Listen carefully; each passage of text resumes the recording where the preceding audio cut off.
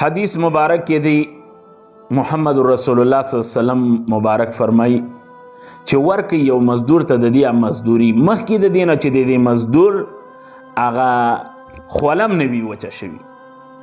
په دې کې ډیر خلک کمزوري دي، ډیر مسلمانان په دې کې کوتاهي او تقصیر کوي.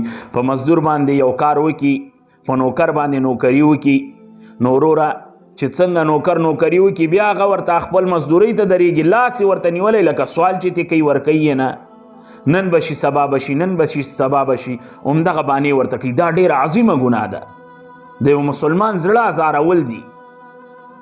نو د الله جل شانه په نسبت باندې د یو مسلمان زړه د مسلمان ډیر اهمیت لري، د حد نه زیات اهمیت لري. چې ته یو مسلمان باندې ظلم وکړي نو مسلمان مظلوم وګرځي او د مظلوم او د الله ترمنځ حجاب نه چې دا څه سوال کوي الہ العالمین قبلې.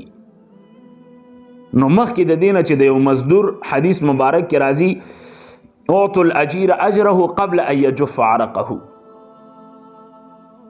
تاسو ورکي یو اجیر ته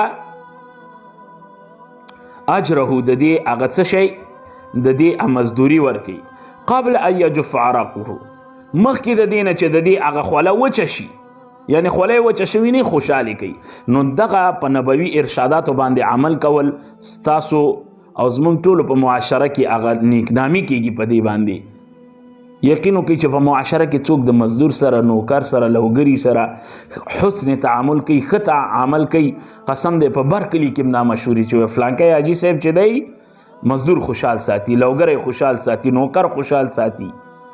او چې بد تعاملی کوي یعنی حسن عمل په ځای سوء عمل کوي، یعنی بد عمل کوي، ورسره درې کلي اخواته په بله قریه کې به هم د تا نوم یادېږي، هغه ته ور نشي مزدوري ته، وایي لکه سوال چې تی کوي، خپل حق به تې غواړي لکه سوال چې تی کوي. نو حسن تعامل زموږ ستاسو د زندګۍ د نیکنامي هم یو سبب ګرځېږي.